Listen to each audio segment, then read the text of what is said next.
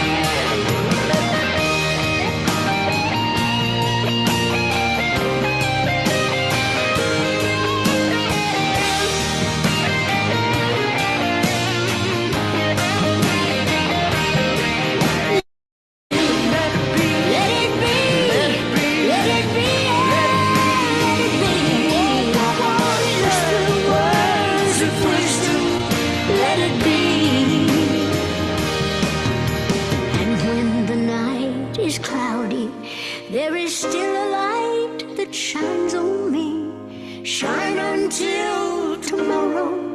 Let it be. Yeah, yeah, yeah. I wake up to the sound of music. Mother Mary comes to me in words of wisdom. Let it be. Let it be. Let it be. Let it be. Let it be. 'Cause there will be an answer. Let it be. Let it be. Let it be. Let it be. Let it be. Let it be. Just let it be. Let it be. There will be an answer. Let it be. Let it be. Let it be. Let it be. Lord Jesus, let it be. Whisper words of wisdom. Let it be. There will be an answer. Let it be. Let it be. Let it be.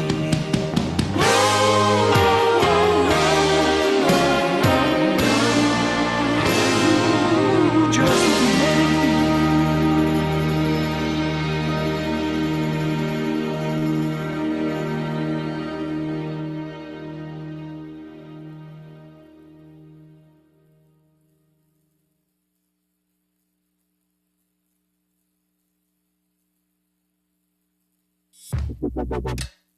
You're listening to ACIM Gather Radio and Teachers of A Course in Miracles. Join us at acimgather.us.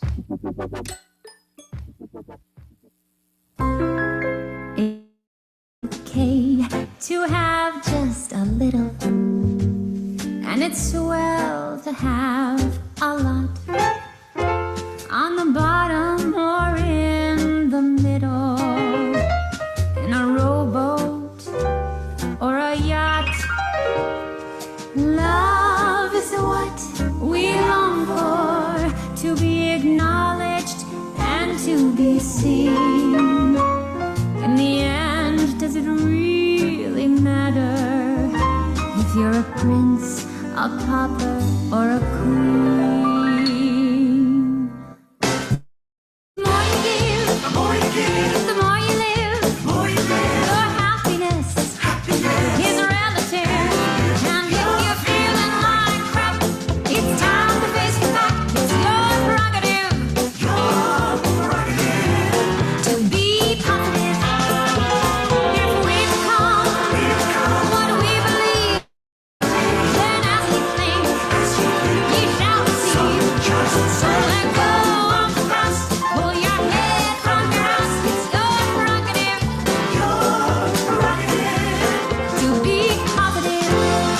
Here with the interruptives, here is where the laughter is. Be a tambourine man in the yellow submarine and be positive, positive. Don't hang on tight, let it all go. The more you find out, the less you know. Life slipping right through your hands. She's up there, that's why you're making your plans. Try your best, give it all you got. You might win, you might lose, shoot your best shot. Man, get even if you must. You gotta learn how to love, learn how to trust.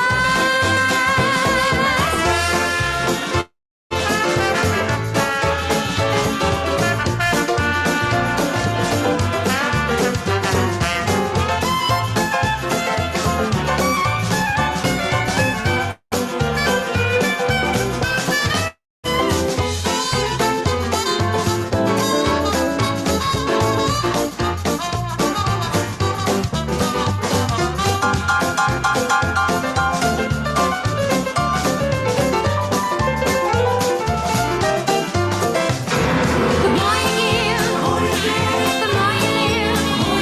Your happiness is relative. But if you're feeling like crap, it's time to face the fact. It's your prerogative to be positive. All right, and good morning and welcome all. And thanks for hanging out in ACIM Gather, where we gather for and to be truly helpful in the process of remembering the truth of who we are, because we wake up in these things called bodies with thinking minds, and we're off to the races. And we forget that we are not a body right out the gate, but that we are the manifest love of God housed in the body. We are spiritual beings having a human experience. We're not human beings every now and then having some goosebumps over spiritual subjects. So we have to remember that, though, or else we're off to the races as bodies, having experiences. Look at Zuma looking beautiful. Is that a pink? Is that pink? Pink power? Yep. Love it. Zuma has joined me live in Zoom. And welcome Karen, who patiently waited with us. I played Let It Be by Dolly Parton, and that was for our friend Doug Fishman. A little nod and wink at Dr. David Doug Fishman. And welcome Lynn, Delia, and let's see who else is chatting. Carrie, Nigel, they'll be here already here. And Tracy, anyone listening by radio, Pal Talk Radio, where you can at acimgather.us, and anything else about our gatherings. We have a schedule, a daily schedule of speakers and all the activities that go on. And I just love synchronicity, because I started thinking about and looking briefly at what I wanted to talk about today on yesterday. And I'm so glad I don't need a lot of words. And Dove just said just the right amount of words on the previous recording before I came on, which was uh, the ego, the thinking mind is our addiction. And I say it is our greatest addiction. We don't realize it. It's not sugar, you know, it's not bread, it's not alcohol and drugs, it's not coffee. In fact, it's the thinking mind that drives most people to alcoholism and drug addiction. It's really just the thing, how the thinking mind is processing life, and you can't stop it. And it's so out of control that we try to find outside substances to bring some kind of peace and happiness to our lives, because the thinking mind is just. So you go through alcohol and drug rehabilitation, and it's not just keeping you away from the substance, but it's also a process of really just teaching you how to process life. Just and you can't do one without the other. You got to stay away from the addiction, the drugs, the alcohol. But you also, if you don't learn how to process life and all these thoughts that's passing through your head, you'll be right back on the sauce. So uh, it's really the greatest addiction. And I've just been in that process, and I can tell you my secret. I'm revisiting the untethered soul, and it's like a new book. And I see all my highlights that I read it before, but it don't seem like I read it before. It's so, and I really highly recommend the Untethered Soul. It's just a great start to thinking about what you're thinking about. Now, the person that really helped me to realize that thoughts are just freely, uh, really, they are judging, but they are running without judgment. Really, they're just doing what the five senses do. The five senses judge sound, smell, sight, touch, feel. It's just judging. It's just trying to make sense of all of this that's going on. Now, the person that really helped me, and the biggest aha came from Dr. David Hawkins. And it was about a 15-minute excerpt. It wasn't a lot of words, but he just made it clear that this machine is like a locomotive. It's just going, and just let it go. You don't have to react to it. You don't have to respond to it. It don't mean anything. I was talking about last week, I don't know if I said in this setting or not. In many days, this happens, but one day last week, I woke up and the thought and the feeling was, I don't have anything to say. I don't feel like saying it, and just play a recording and go back to bed. Once the recording is over and my hour is over, get back in bed. That was the thought. And okay, I got on and I went live, and I talked, and I had a great time, and we had a great time. And then after I finished, I didn't go back to bed. It was still saying, you feel like getting in bed. You don't feel like doing anything. So don't do anything. My wife was out in the field. She wasn't working from home. So we have hardwood floors in every room of the house. I mopped and cleaned all the hardwood floors while my body and mind was saying, get in bed, and let's see. After I finished the hardwood floors, I did something else. But you don't have to do what the mind and emotions say do. You just don't have to do it, and you learn that. You learn that it's just offering suggestions. And one of my great friends for many years reminds us often, many times a year, she says, if you keep checking in with yourself to see how you feel before you do something, you won't get a lot done in life. If you keep waking up checking in. How do I feel? How do I feel about my job today? Oh, I don't like it. These people are stupid. Okay, you're going to have a miserable experience at work. You keep checking in with yourself. Well, how do you feel about what your supervisor did? How do you feel about what this person said? If you keep checking in with yourself, you're going to have a nightmare of a life. You're going to live in hell. The Course in Miracles says we either in heaven or hell. Every minute, every second of the day, you choose in hell or you choose in heaven. And you are doing the choosing. You're not a victim of the world you see. I am not a victim of the world I see. I don't see how I'm doing the choosing. I may not remember choosing, but I'm doing the choosing. When I start agreeing with these thoughts, and now I catch myself and people catch me and things will be going on where I'm with other people and they'll, well, what do you think about that, Regis? Did you just see that? I said, what? And then they'll tell me what it is. I'm like, yeah, I saw it.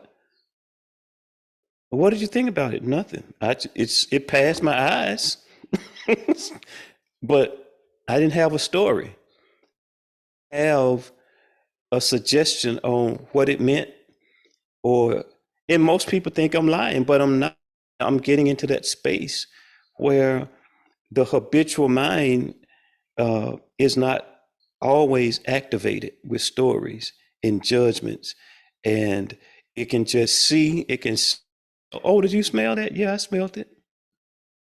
No, what about it? Nothing. What you gonna do? Nothing. You gonna go see where it's coming from? Nope. Oh, a loud sound. What was that? I don't know. You gonna go check? Nope.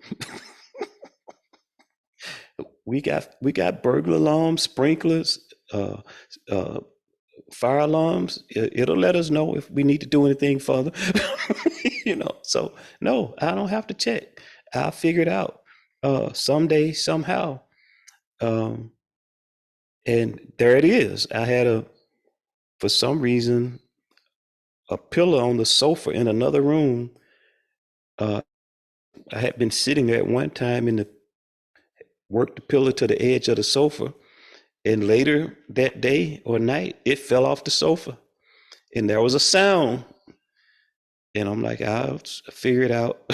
There's been a time when you would have stormed out of the room to just see what that was, you know. And later I passed through the room. Oh, that pillow fell off the sofa. That was that sound I heard a little while back, you know.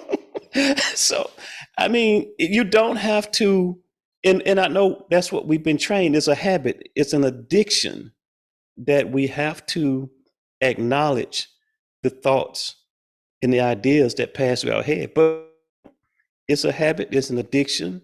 Oh no, this is how you live. No, it's not. It's not how you have to live. You have been trained to live, and you've been taught to live, and now you habitually live that way. But we can allow thoughts to just be. And I mean, I'm amazed at memory lane. It's just amazing. And I don't even care about the triggers. I don't go into, well, what triggered that? All of a sudden I'm remembering some sad time from the past, some sad relationship experience or whatever. And I don't know. I don't even care what triggered it because now it's just thoughts. Okay. I don't know what you're reminding me of that for. I don't know if that's supposed to ruin my day or if it's supposed to make me go in there and harass my wife or prove, because that's what we do. Oh, do you love me? Do you still love me? We go trying to create moments and create situations to see if they respond. Because if they respond, that proves they care about me. If they don't respond, it proves they don't. Because my mind have been conjuring up some ideas that I'm not lovable. So now I got to go make my spouse prove they love me. If it's nothing but, will you go get me a glass of water? What's wrong with your feet? It's nothing wrong with my feet. I just want to see if you care about me. I mean, we don't say that out loud, but that's the game we're playing. And it's really sometimes because the mind has presented some picture from the past it was supposed to remind us that we're not lovable, that we're always rejected, nobody really cares about me. So let me put my friends and family through a test right now. And a friend in Louisiana used to say, if you test me and you don't tell me I'm taking a test, I'm probably going to fail. He said, don't give me a test and don't tell me I'm in a test, because I'm probably going to fail it, which is just going to reinforce for you what your stinking thinking was suggesting. And so we play these games, and it's really just us responding to mental patterns and habitual thinking that when these thoughts come through our mind that I'm not lovable. And this is just one example, but for some reason, I need to hear this and someone else needs to hear this. When these thoughts come to your mind that you're not lovable and that you're not considered, that nobody really cares about your life, and then you start believing it like it's you that's doing the thinking. It's the thinking mind. And Zuma know we're about at that lesson 236. We got a kingdom and we're its ruler, and it's our mind. And I like to just comically say to the mind, now you me. you know we need to go back to that toddler state with our mind. You're also me, and let the mind know, you can suggest all day. And one person, Regina Dawn Akers, I heard her say recently, once you start realizing this about the thinking mind, it'll stop consistently and obsessively making suggestions. It will slow down. It will settle down. And I see a little of that settling in myself, because stuff can happen, and we know sounds can happen, things can happen in front of our eyes, and it's just happening. No story. It's like I used to use that scene from our classic movies, and there's a crime or car accident and the police officers are out there. Keep it moving, folks. There's nothing here to see. And so you just keep it moving. There's nothing here. There's nothing to examine. I don't need to see what the trigger is. That's just another process of thinking. Just let it be. Just, okay, it happened. Well, where did that thought come from? I don't know. So even if I figure out where it came from, you think that's going to stop it from coming back in the future? So I 2 hours trying to build a cookie crumb to where the thought came from. For what? For what? So I think we're building a fortress. You don't build a fortress around your mind. I have a kingdom. I'm his ruler. You can't build a fortress around your mind and emotions that once the fortress is built correctly, I won't have to deal with these thoughts. The thinking mind thinks. The thinking mind presents ideas. And so the topic that I'm leading into is from chapter 11, God or the Ego. And I'm going to do a little bit, and Karen typed on the board in the chat room, words of wisdom. Let it be. Yeah, let it be. Not good or bad, not sad or mad, just let it be. It's just like a movie. It can be a sad movie, and it can invoke some sad emotions. And, the movie directors and all associated with building a movie, they know the right soundtracks and the sounds to put underneath a scene that can invoke fear or panic or sadness, or they know how to make your heart feel glad. I love watching the Christmas movies.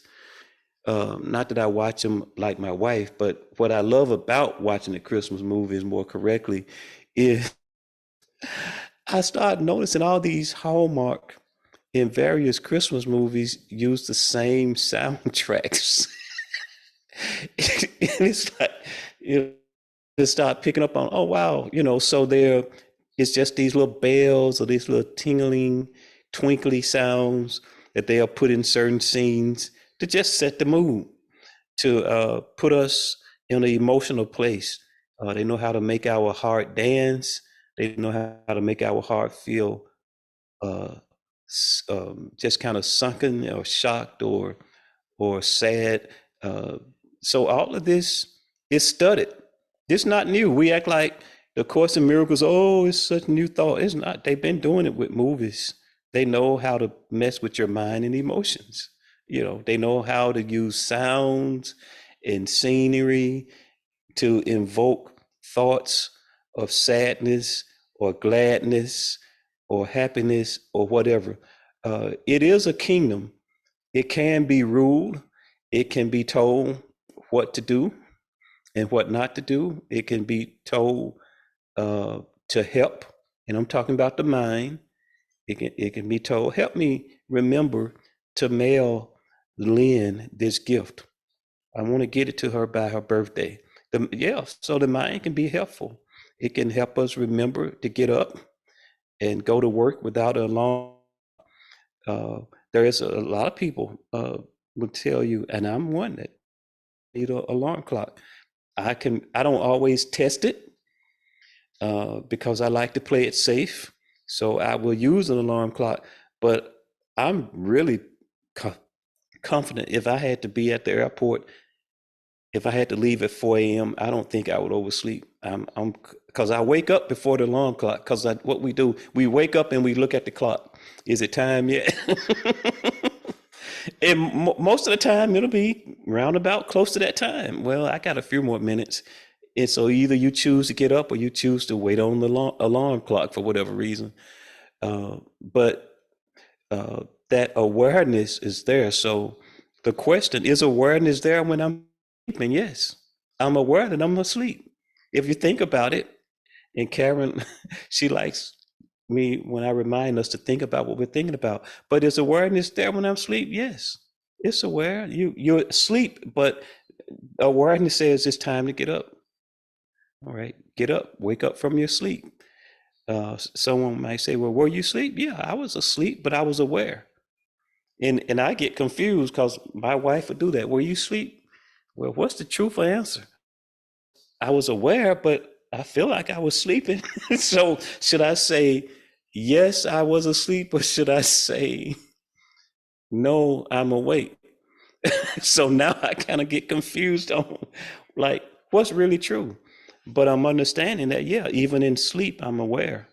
If the doorbell rings, back in the telephone days, but if you got the cell phone by your bed, like most people do, so if the cell phone rings or the ringtone goes off, there is a level of awareness. Do you hear the alarm clock? I was talking about the alarm clock. How if awareness is sleep? Awareness is not. Awareness is aware. If it wasn't, you wouldn't hear the alarm clock. And holy love, Zuma type, think about what you've been taught. Think about what you're thinking about. Think again, Reverend Quantum Malone. Yeah.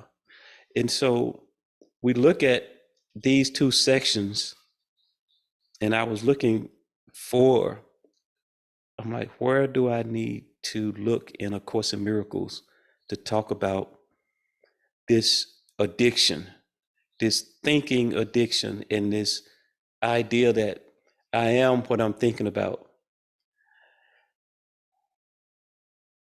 You may become, or you may create the experience of what you're thinking about, but we are not what we're thinking about. There is a quote, I am what I'm thinking about all.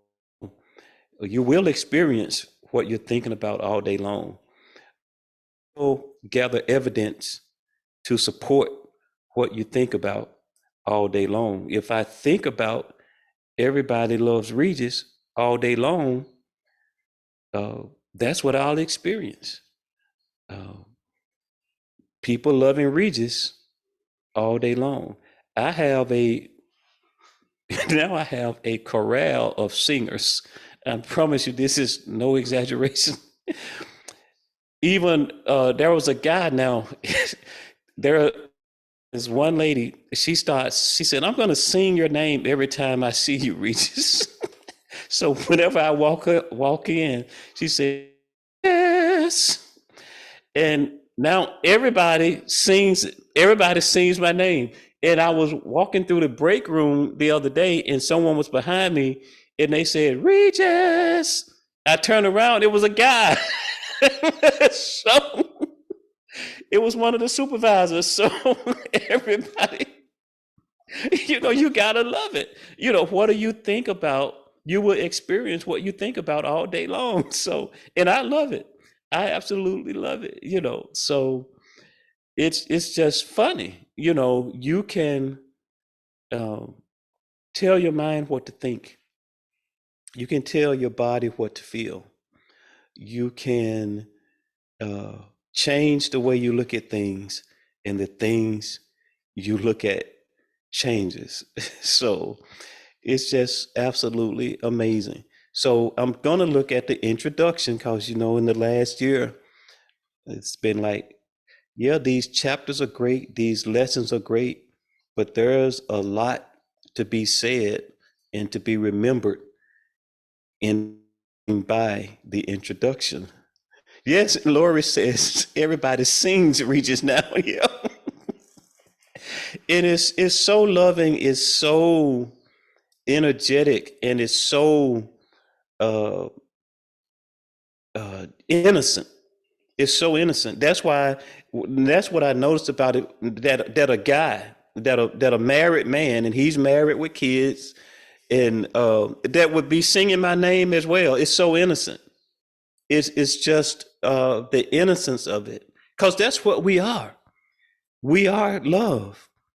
And as I said when we came on, we are still as God created us. Yes, I woke up and I thought I was a body. I thought it was cold in the room. I need to put some socks on because the floor is cold, or I need to put some slippers on because the floor is cold. I need to grab my robe. I need to get my cup of coffee. And we go right into I'm a body and I'm a mind. And we supposed to remember that we are love. All we can do is love. There is no threat that I'm not loving.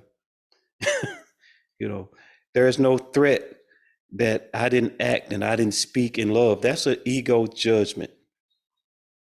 That's an ego judgment. It's judging anger, it's judging harshness, it's judging all the thoughts that it comes up with that make us say, oh, I must not have been loving. I shouldn't have said that way, and this, that, and the other. And, maybe someone was offended by it, but that was a choice. It's an absolute choice. That's not a uh, free pass to be rude and obnoxious, whatever that is, because love can only love. But you choose. And how do I know? How do I know the difference between what is and what's not? Because if my tone and how I said something was truly offensive, then it's offensive to everybody. But how can one person hear the same tone in the same words and say, oh, Regis, do you need a hug? So they choose not to be offended. They choose to see or hear a call for love. And there are people in my life, and you in your life too. You could be what you call, in your mind is calling cranky, and that person just see it as you need a hug. What can I do for you today? You want a donut? Can I get you a cup of coffee? Uh, so because I know that you are loved. What they're saying is, I know that you are loved. We may say, I know you're a good person. I know you're a kind person. I know you're a generous person. You don't typically talk that way or respond that way. So what's bothering you? How can I help? So that person is choosing not to be offended. You can call it like Michelle and Barack Obama, where they choose to take the high road or whatever. But offense, to be offended, it is a choice. You are not a victim of curse words, as we call them. You're not a victim of anything. You choose. you may have been trained from a very young age that, oh, if you hear that word, if someone calls you that word or uses that word in that way, uh, then you're offended, and you should be offended. You should be appalled. But it's just a choice and a behavior and a reaction that you've been taught. So enough. Let's look at it from a Course in Miracles standpoint. God or the ego introduction. Either God or the ego is insane. and, and as I read that, I thought about Carlton Pearson. And of course, if you don't know, Carlton Pearson is really being challenged physically right now uh, with a recurring visit from cancer. And so he's been in the hospital for like, I don't know, 3 or 4 weeks, but quite a while. So he's posting periodically, or his daughter is posting on his behalf as he find his way back, wholeness and health. And so, but he would say many of us in Western religion, we just, if we really think about what we think about God, we really think he's just an insane guy. He loves us, he hates us, he blesses us with a house, then he sends a tornado to blow it down. It's all God's work. You go and interview people after a tornado. Well, it's the Lord, the Lord moves in mysterious ways. He blessed me with this house 10 years ago. It was my dream, and now he blew it down. So it's like, oh my goodness. I mean, think about what you're thinking about. What are you really saying about this God? He bless us with a child, then he takes him. It's all his work. I don't know what he's trying to teach me, and I don't either, but it's a lesson I don't want. Just let me stay dumb, if that's the way it's working, you know. But Jesus said, my yoke is easy and my burden is light. So I need to rethink some things. I need to relearn some things. I need to reconsider some things. Because what am I really saying about this loving God that will send me to hell? He saves me from my sins. But then if I slip up, boom, back to hell you go. So this first sentence just kind of brought all that Carlton Pearson teaching up, about what do we really think of God? Either God or the ego is insane. One of them is cuckoo for Cocoa Puffs. If you will examine the evidence on both sides fairly, you will realize this must be true. It must be true. One is bat quick crazy. If you will examine the evidence on both sides fairly, you will realize this must be true. Neither God nor the ego proposes a thought system. Each is internally consistent, but they are diametrically opposed in all respects. Partial allegiance is impossible. And it's in so many ways, in so many places. Welcome, Sharon, to the room. The Course in Miracles say either you're a host to God or host to the ego. You're either choosing the cross, you're either choosing the crucifixion or the resurrection. In so many places, in different places, you're choosing heaven or hell. So host to God or host to the ego.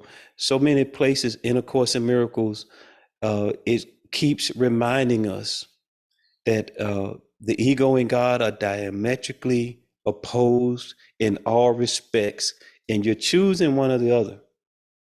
You're choosing one or the other. You're not a victim of your mind. You're not of the world you see. And there's no gray. There's no walking in the middle. And so is this statement true or false? It's not a statement that needs to be analyzed. Do I respect this statement as truth if I don't feel like that this is a statement of truth? Then I can close the book.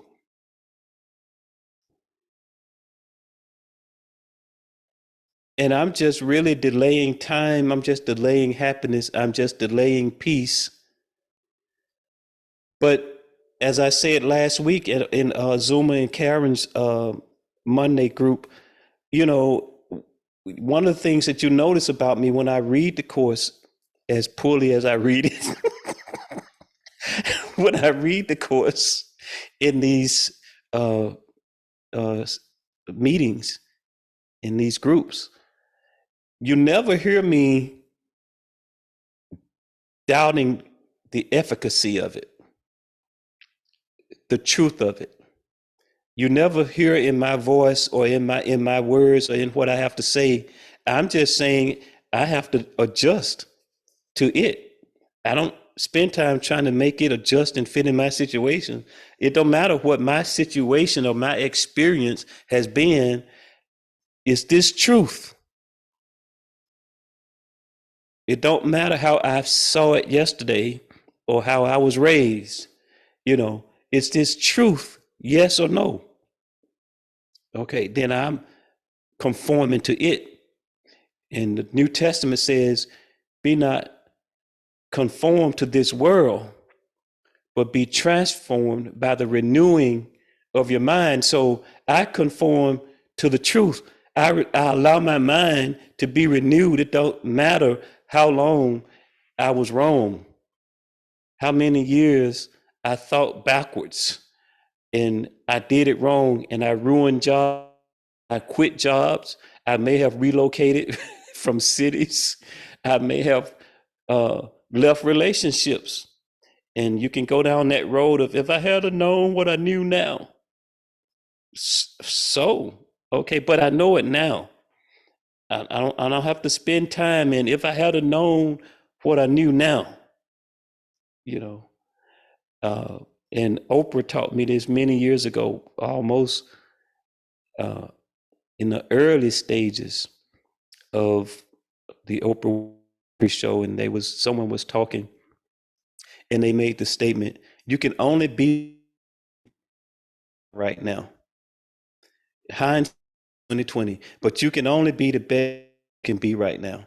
And it's just futile energy to go down that road of, if I had knew this then, you know, I wish I had known what I knew now.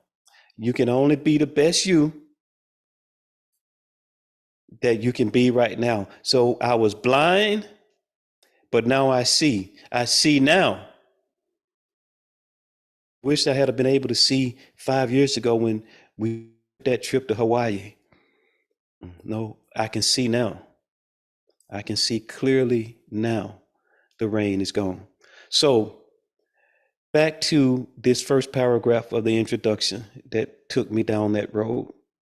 Each is internally consistent, but they are diametrically opposed in all respects, so that partial allegiance is impossible. Partial allegiance is impossible. I know that part of the ego mind wants to think, I'm a, you know, and I don't choose hell. I don't choose crucifixion. I don't choose hosting the ego. They are diametrically opposed in all respects, so that partial allegiance is impossible. And Zuma posted, you cannot be totally committed sometimes. I love it. And that's from text chapter 7. You cannot be totally committed sometimes. Remember too, that their results are as different as their foundations, and their fundamentally irreconcilable natures cannot be reconciled by vacillations between them. You know, sometimes you feel like a nut, sometimes you don't. Well, I see it this way, but I see it this way. The yeah buts. So their fundamentally irreconcilable natures cannot be reconciled by vacillations between them. So they can't be reconciled by the yeah buts. That's why the yeah buts just butt the truth right on out the door. We can yeah but all day long. That's why we get stuck in our gatherings when we start yeah butting.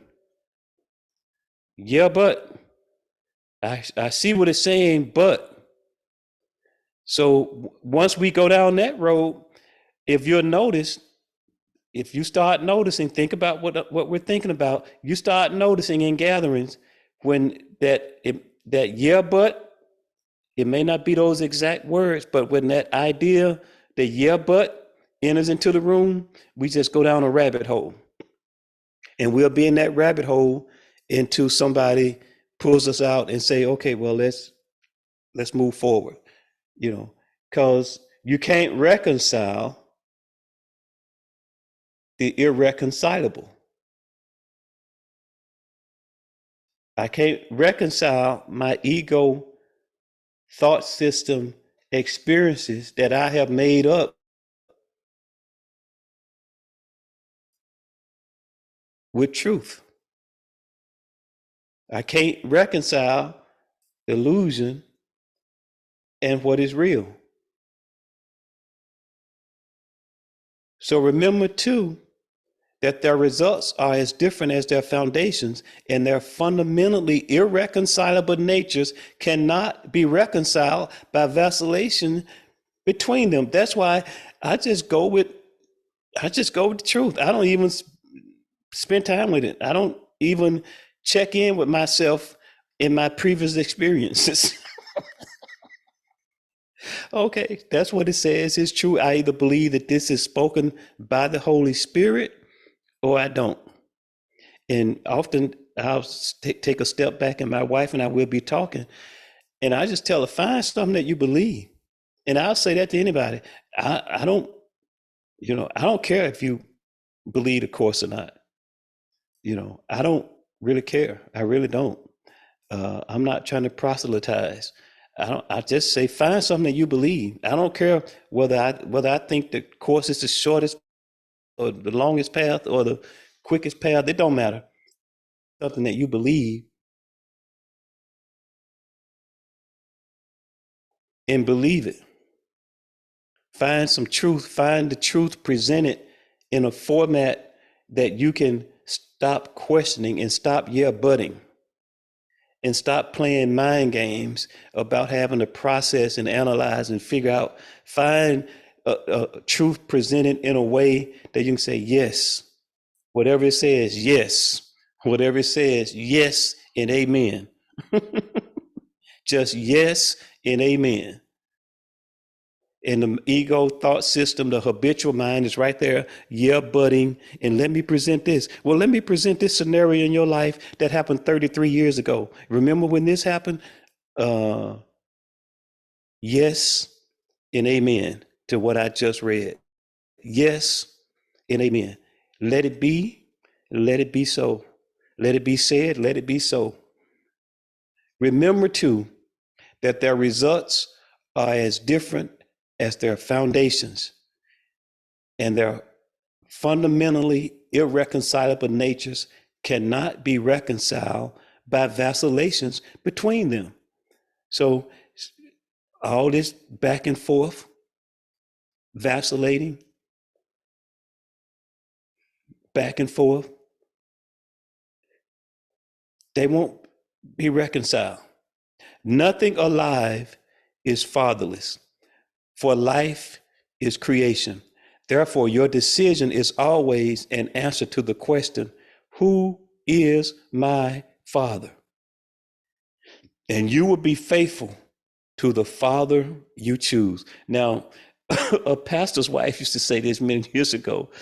She used to say, when a revelation is spoken or a truth is spoken, she'll say, that's tight, but it's right. That's tight, but it's right. Hey, it's tight, but it's right. Who is my father? The question is always being answered in this way that the court says in one place, you're every minute, every second, every minute, every hour of the day, you're choosing between crucifixion or the resurrection. You either host to God or host to the ego. This is another way of saying it. And boy, this really sent chills through me when I just read it. Therefore, your decision is always an answer to the question, who is my father? And you will be faithful to the father you choose. That's really tight, but it's right. It's something that you kind of want to look away from that statement. You kind of just want to, okay, let's get to the next paragraph. You just don't want to dwell there. It's chilling. Nothing alive is fatherless, for life is creation. Therefore, your decision is always an answer to the question, who is my father? And you will be faithful to the father you choose. That's going to stick with me. That's going to really stick with me. I can feel it. Yet, what would you say to someone who believed this question really involves conflict? If you made the ego, how can the ego have made you? The authority problem is still the only source of conflict because the ego was made out of God's son to father him. The ego then is nothing more than a delusional system you made your own father. Make no mistake about this. And that's one sentence. Make no mistake about this. It sounds insane when it's stated with perfect honesty, but the ego never looks on what it does with perfect honesty. Yet, that is its insane premise, which is carefully hidden in the dark corners of its thought system. And either the ego, which you made, your father, or its whole thought system will not stand. That's a powerful, powerful paragraph in this introduction. And wow, just take it in.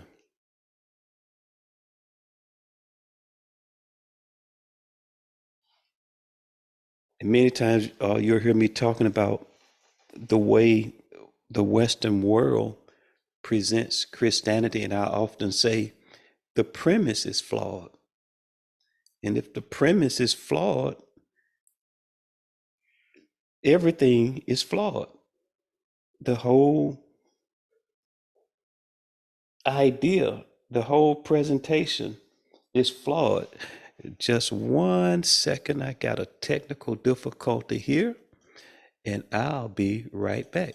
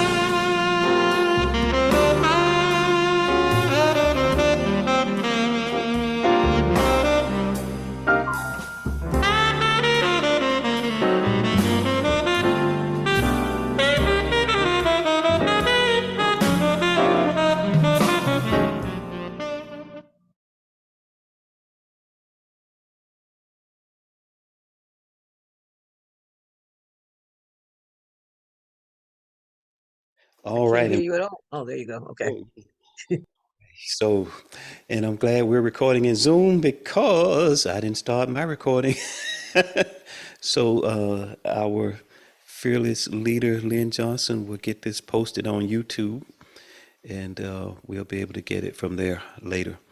Okay, so we were looking at I was getting ready to move over to chapter 5 as we were looking at that paragraph 2 of the introduction.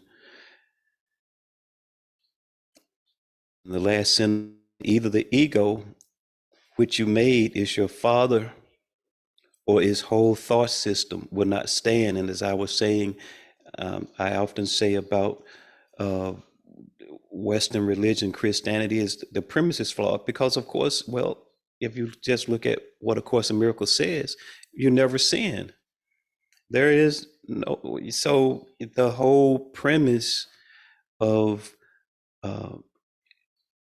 needing a savior, needing to be forgiven, and we really went into the dream right there in the garden of the biblical story when God was saying, "Who said you were naked?"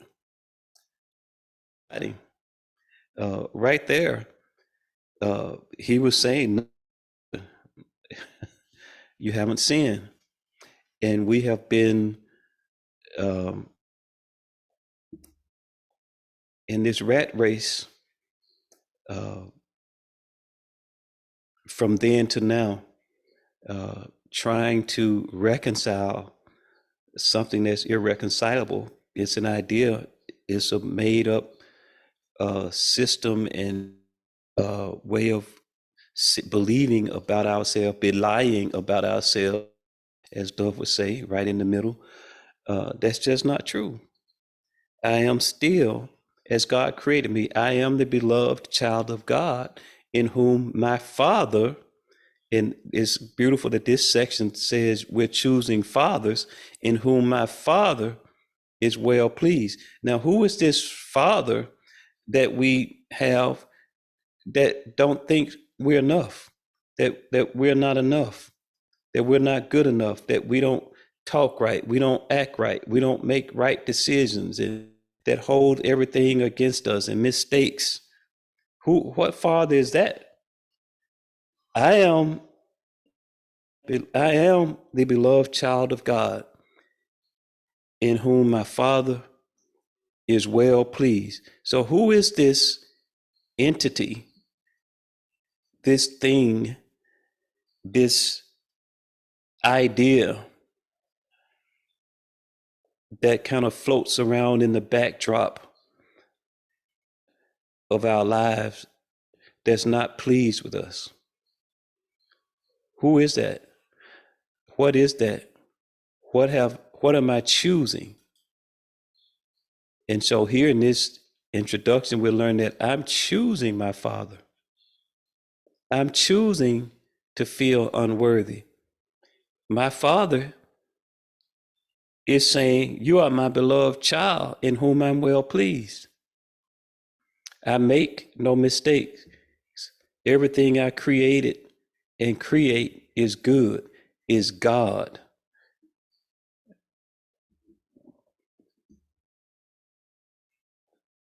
And that was another Carlton Pearson.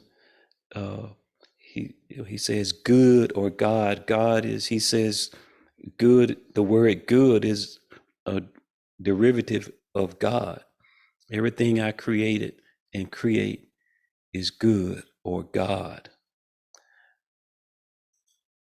So we move over to chapter 5, dynamics of the ego.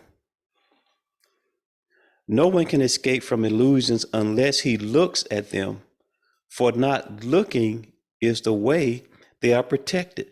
If I don't think about what I'm thinking about, I'm protecting the system.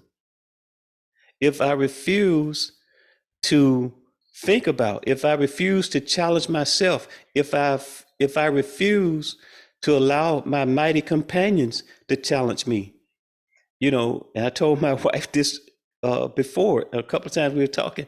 You know, you can say I don't know, and you can cop out and just stop with I don't know. And you know, when your thoughts are questioned, or when you're being questioned about your thoughts, well, I don't know. You know, that's just a refusal to think about what you're thinking about. That's just a refusal to look. And uh, here's the first sentence: no one, that includes me, that includes you, no one can escape from illusions unless looks at them. For not looking at, for not looking is the way they are protected. There is no need to shrink from illusions. Don't get scared. Don't be scared. There is no way, there is no need to shrink from illusions, for they cannot be dangerous. It's just thoughts. They're just thoughts. They're not guns and knives, bullets, hammers.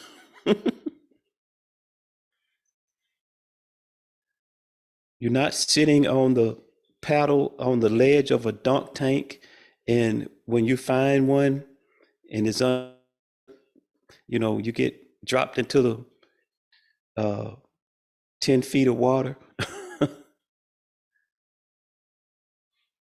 There is no need to shrink from illusions, for they cannot be dangerous.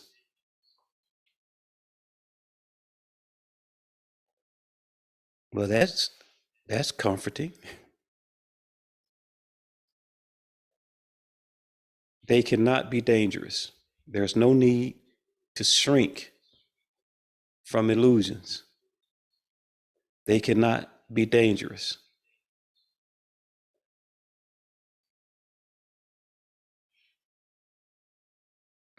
Sometimes I'm talking to people and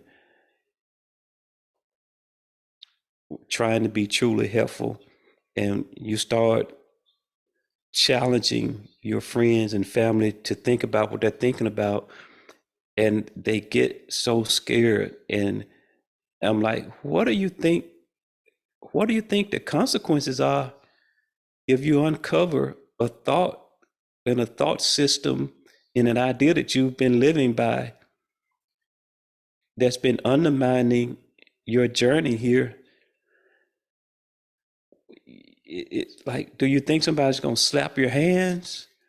Do you think somebody's going to punch a big fist is going to come out of the clouds and punch you in the face? The panic and the fear that I own, if I dig into this and uncover this, there is no need to shrink from illusions, for they cannot be dangerous. We are look more closely at the ego's thought system, because together we have the lamp that will dispel it. And since you realize you do not want it, you must be ready. Word dispel it. Because together, who is together? Not you and me, but you and the Holy Spirit. We'll look at it together. We have the lamp that will dispel it. That's the thing about thinking about what you're thinking about. That's the thing about looking at the thought system. You don't have to do anything else. It evaporates. It's like the Wicked Witch of the West and the Wizard of Oz. Just dash it with water and I'm melting, I'm melting. The more you look, it just melts away. No work required. Just look. Uncover your spiritual eyes. Take your hands from over your eyes. You know how we, as kids, we're afraid and we cover our eyes and we peek out between our fingers. We do that spiritually, mentally, emotionally. We cover our eyes. We don't want to look. So I find a lot of comfort in this sentence that I'm very slowly moving past. There is no need to shrink from illusions, for they cannot be dangerous. We are ready to look more closely at the ego's thought system because together we have the lamp that will dispel it. And since you realize you do not want it, you must be ready. Let us be very calm in doing this, for we are merely looking honestly for truth. Merely. Let's not be drama queens and kings. Let us be very calm in doing this. Merrily, merrily, merrily, life is but a dream. Let us be very calm in doing this, merely looking honestly for the truth. The dynamics of the ego will be our lesson for a while, for we must look first at this to see beyond it. Since you have made it real, ego will be our lesson for a while, for we must look first at this to see beyond it. Since you have made it real, since I have made it real. We will undo this error quietly together and then look beyond it to truth. So this seems pretty easy. It seems pretty soft. It doesn't seem harsh. We're just gonna look. And for me, sometimes it is just looking to see, well, that's not true. Well, what is true? I don't know yet. I just know that that's not true. And that's okay.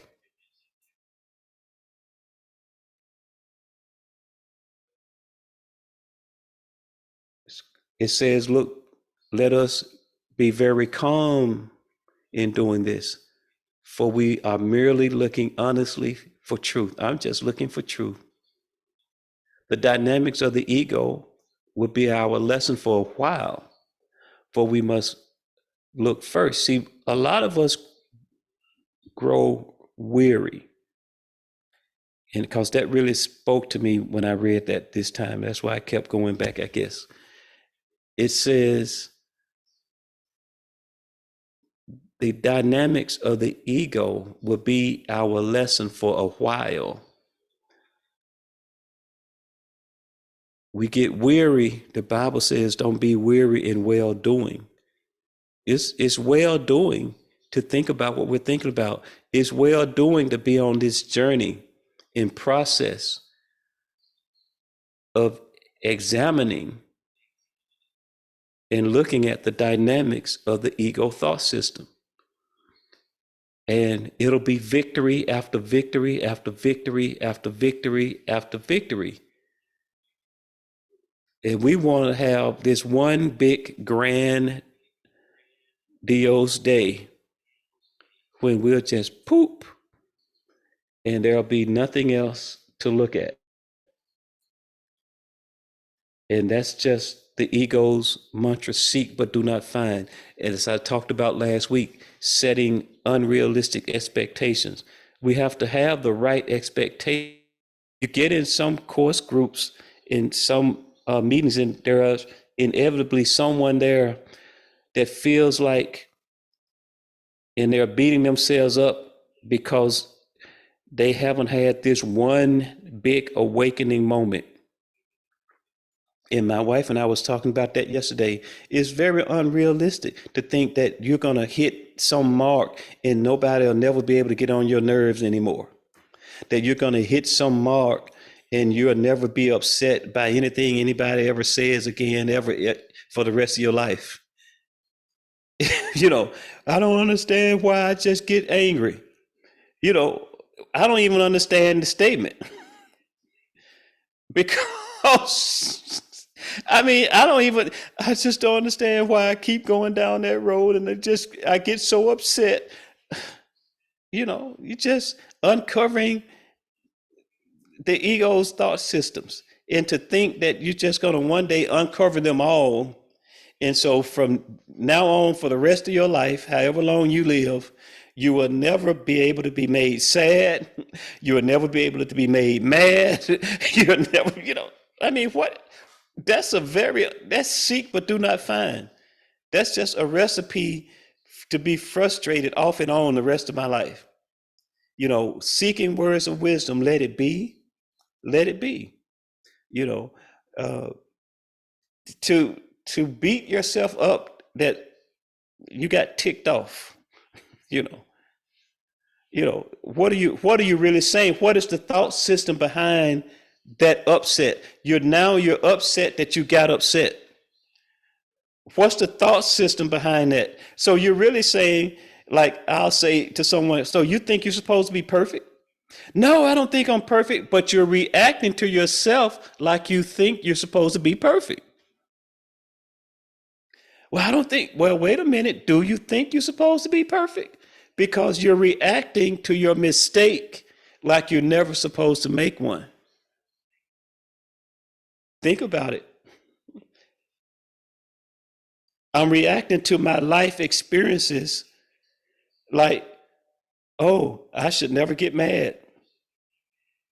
I should never be irritated.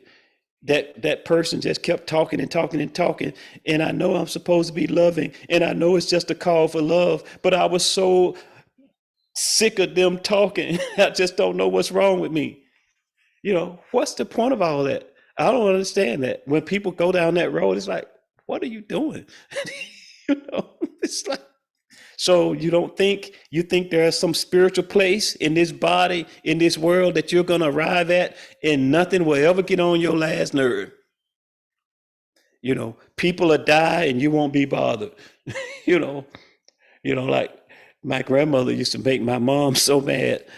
Uh, Close family members would die, even her own kids, my grandmother's kids, my mama's siblings. And my grandmother would be like, well, we come here to go. She just, she was just over death. She really was one person that I knew that was just over it, and my mom can understand that. But to think that we'll just be in that place where nothing bothers us, that, oh, I'm just floating on a cloud. And I know we see people that we presume that nothing bothers them because they are giving a talk. It could be Eckhart Tolle, it could be whoever. They're giving a talk, and they'll tell you that they have the thinking mind just like you do. But for some reason, we put them on this pedestal, and we don't want to see them as being challenged and reacting to stuff like we do. It's like, yeah, they do. They still, you know, he can get to a hotel room and it not be right, or have a flight and it not be going right, and he can have feelings and emotions about it. That he react. Wayne Dyer used to talk about how he have fits by himself. He drops a pill on the floor and can't find it, and you just have a mini temper tantrum in the kitchen by yourself. Because you don't know where that pill went. So to think that you're gonna get to some spiritual plateau. You say, well, I don't think like that. Well, why are you reacting like that? Why are you reacting to yourself like that, and judging yourself and beating yourself up because you lost it for a minute or an hour or a couple of days?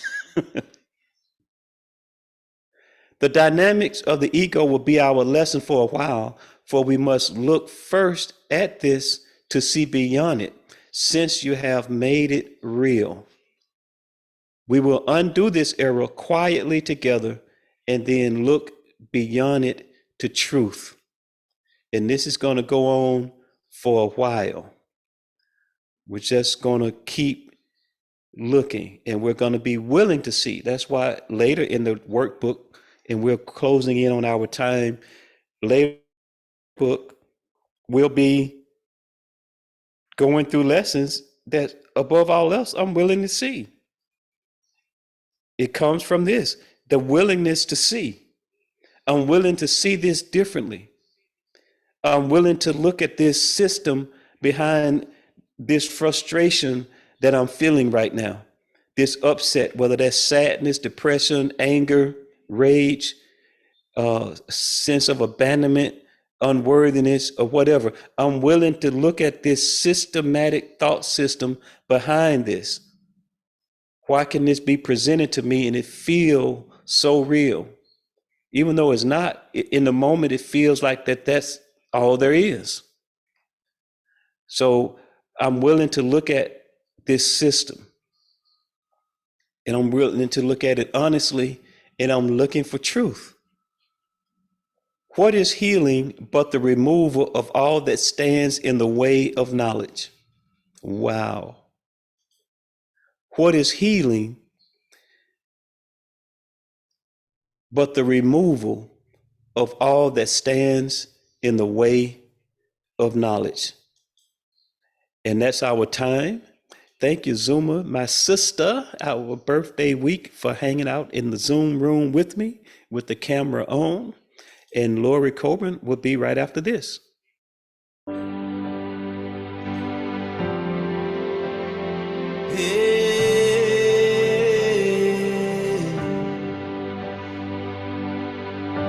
I am loving awareness. I bring love, I am here. I am loving awareness. Holiness and no fear. Adios.